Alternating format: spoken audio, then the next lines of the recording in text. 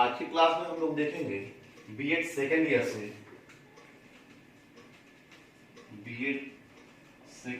से paper C10 जिसका नाम है इंक्लूसिव एजुकेशन, समावेशी शिक्षा।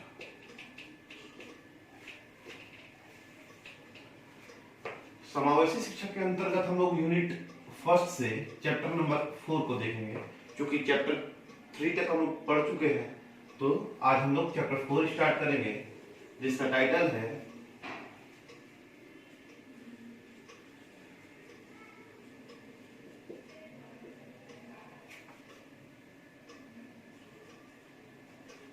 विद्यार्थियों में शिक्षा के समान अवसरों को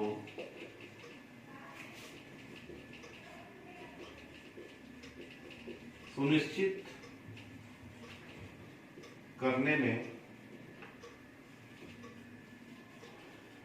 अभिभावक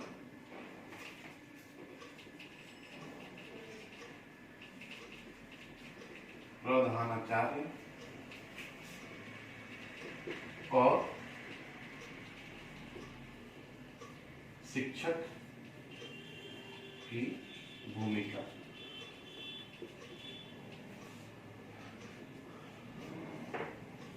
आज के चैप्टर का जो टाइटल है वह है विद्यार्थियों में शिक्षा के समान अवसरों को सुनिश्चित करने में अभिभावक, प्रधानाचार्य और शिक्षक की भूमिका। मतलब कि विद्यार्थियों के बीच में शिक्षा को समान अवसर सुनिश्चित करना है। शिक्षा का समान अवसर सारे विद्यार्थियों को देना है, और इस शिक्षा को देने के लिए, समान शिक्षा को देने के लिए अभिभावक का क्या योगदान है, प्रधानाचार्य का क्या योगदान है और शिक्षक का क्या योगदान है, इंक्लूसिव एजुकेशन के अंदर हम लोग इसको विस्तृत रूप से देखेंगे। सबसे पहले हम लोग जिस बिंदु पर चर्चा करेंगे वह है इक्वालिटी अपॉर्चुनिटी ऑफ एजुकेशन, मतलब शिक्षा के समान अवसर। शिक्षा के समान अवसर से तात्पर्य है, क्योंकि भारत एक लोकतांत्रिक देश है और भारत के संविधान के अनुसार भारत का हर वह नागरिक शिक्षा का अधिकारी है जो इस देश में जन्म लिया है। अगर बात संविधान की करें तो शिक्षा को मौलिक अधिकारों में भी शामिल किया गया है, और यह शिक्षा उस हर व्यक्ति को मिलना चाहिए, और यह शिक्षा बिना भेदभाव के मिलना चाहिए। इसमें जाति, धर्म, समाज, समुदाय, अमीरी, गरीबी, इन सभी के भेदभाव को दूर करना चाहिए। शिक्षा के समान अवसर से तात्पर्य है कि देश का हर वो बच्चा, देश का हर वो नागरिक शिक्षा पाने का अधिकारी है जो इस देश में जन्म लिया है, और इसके लिए, इस शिक्षा के समान अवसर के लिए न जाति, न धर्म, न समाज, न समुदाय, न ही अमीरी गरीबी इसको किसी भी प्रकार से शिक्षा प्राप्त करने में ये बाध्य नहीं हो सकते हैं।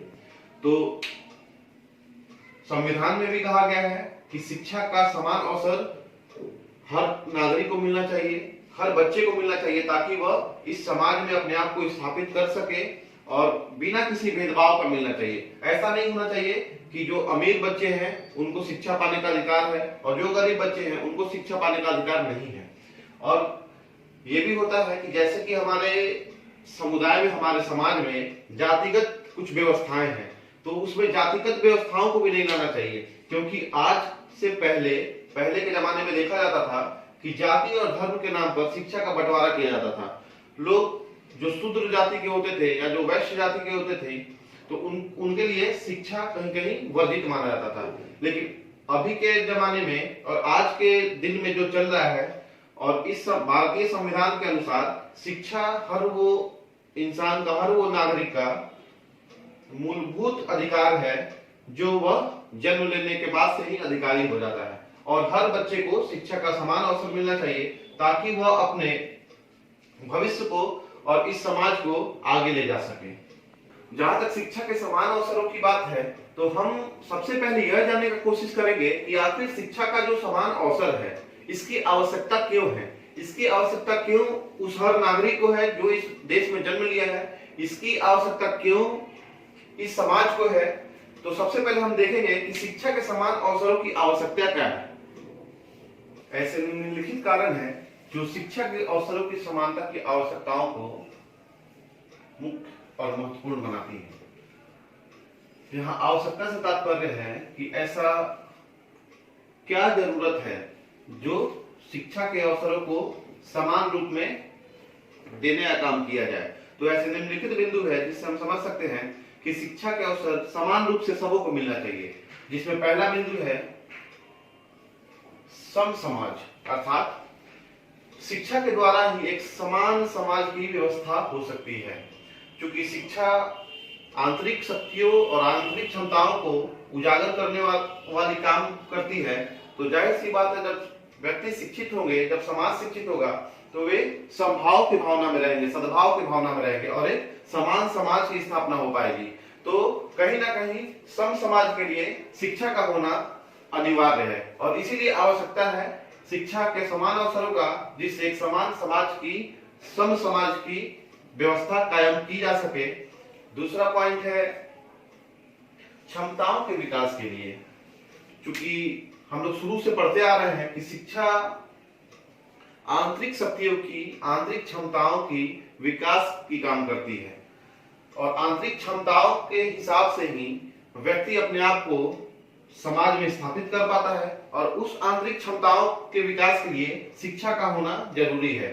जब सभी बच्चों को, सभी नागरिकों को समान रूप में अवसर प्रदान होंगे शिक्षा प्राप्त करने की, तो सबों की क्षमताओं का विकास होगा और इस देश का कल्याण होगा।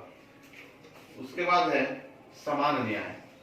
क्योंकि हमारे देश में असमानताएं बहुत सारी हैं, जैसे अमीरी गरीबी, जाति धर्म के नाम पे असमानताएं।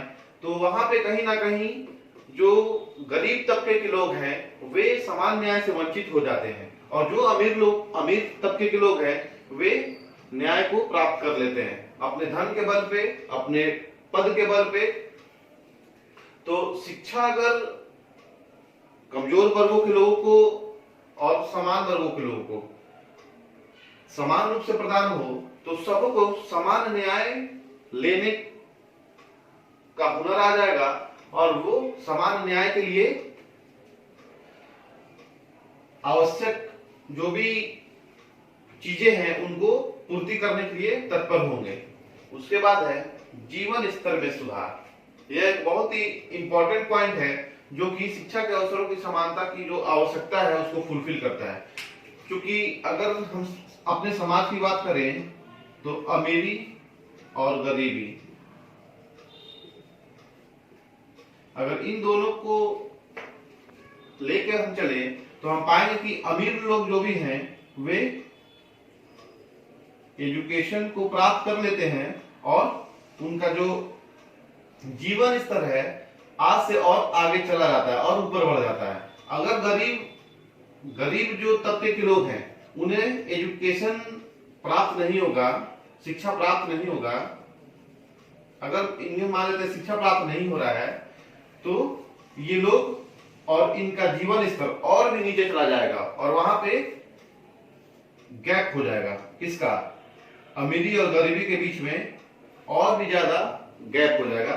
और शिक्षा के अगर अवसर हम लोग समान देंगे तो इस गैप को कम किया जा सकता है, इस गैप को कम करने का काम किया जा सकता है। जो अमीरी गरीबी के बीच में जो भी गैप बन रहा है, जो भी दूरियां बन रही हैं, उस दूरी को कम किया जा सकता है। तो कहीं ना कहीं शिक्षा हमें जीवन स्तर में सुधार लाने का बहुत ही मुख्य भूमिका निभाती है। उसके बाद हम देखेंगे सबों के लिए शिक्षा। क्योंकि हमारा देश एक लोकतांत्रिक देश होते हुए और यहाँ का संविधान भी कहता है कि हमारे देश में शिक्षा सबों के लिए हो। वो किसी भी धर्म, जाति, आकार, समुदाय, समाज से आता हो, उसे उस हर व्यक्ति को शिक्षा पाने का अधिकार है जो इस देश में जन्म लिया है।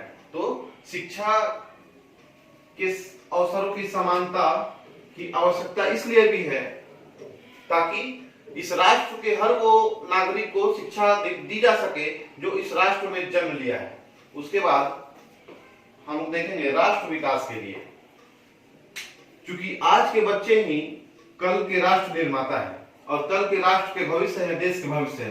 तो शिक्षा के अगर समान अवसर उन सबको दिया जाए, वो चाहे अमीर हो या गरीब हो या किसी भी प्रकार से कठिनाइयों का सामना कर रहे हो, अगर सबको शिक्षा का समान अवसर दिया जाए तो सभी लोग अपने अपने कुशलताओं और अपने अपने क्षमताओं से इस देश का विकास करेंगे, आने वाले समय में इस देश का कल्याण करेंगे। तो कहीं ना कहीं शिक्षा राष्ट्र विकास से भी जुड़ी हुई है। और लास्ट है जीविकोपार्जन के लिए, क्योंकि हम लोग देखते हैं कि आज जीविकोपार्जन के लिए हम लोग सिर्फ अपने देश में ही नहीं, बाहर भी अमेरिका, चाइना, रसिया, जितने भी डेवलप कंट्री हैं, वहां हम लोग शिक्षा ग्रहण करके नौकरी करने के लिए जाना चाहते हैं ताकि ज्यादा से ज्यादा आय की प्राप्ति हो, ज्यादा से ज्यादा हम लोग इनकम प्राप्त कर सके और अपने जीवन स्तर को ऊपर कर सके। और वह एक जो बिंदु है जीविकोपार्जन के लिए, उसका भी पूर्ति उससे हो जाता है। तो शिक्षा के अवसरों की समानता की आवश्यकता की जो बात हम लोग कह रहे हैं, तो वो ये सब कुछ मुख्य बिंदुएं हैं जिससे कि यह तय होता है कि इस समाज को आवश्यकता है किस चीज की। इस समाज को आवश्यकता है शिक्षा के अवसरों की समानता की, मतलब कि शिक्षा समान रूप में सभी को दिया जाए। शिक्षा के समान अवसरों की बात है तो हमारा संविधान भी शिक्षा के समान अवसरों के लिए शिक्षा का अधिकार अधिनियम, शिक्षा का अधिकार अधिनियम अनुच्छेद 20A क, या इसे कह सकते हैं आर्टिकल 21A। हमारे संविधान में अनुच्छेद 21 का, या हम कह सकते हैं आर्टिकल 21A को भी ऐड किया गया। कब? 2002 में 86वें संविधान संशोधन के तहत। तो हमारा संविधान भी यही बात कहता है कि हमारे देश में शिक्षा का अधिकार अधिनियम है जिसका अनुच्छेद है 21 का, और इसके तहत 6 से 14 वर्ष के उम्र के बच्चों को हर हाल में शिक्षा के मुख्य धारा से जोड़ना है। और कहीं ना कहीं अगर हम बात करें तो हम पाएंगे कि आरटीई जो राइट टू एजुकेशन की बात करती है, 2009 में जो पब्लिश हुई थी, ये जो आरटीई है ये भी शिक्षा के अधिकार अधिनियम की बात करती है जिसमें 6 से 14 वर्ष के बच्चों को शिक्षा के मुख्य धारा में जोड़ने के लिए बल दिया गया है। तो हमारे इस बड़े देश में, हमारे इस बड़े संविधान के अनुसार भी शिक्षा के समान अवसरों के लिए कुछ अधिनियमों को डाला गया है ताकि वैसे हर एक बच्चे को शिक्षा मिले जो इस राष्ट्र में जन्म लिया है और उनके साथ किसी भी प्रकार का भेदभाव नहीं किया जा सके।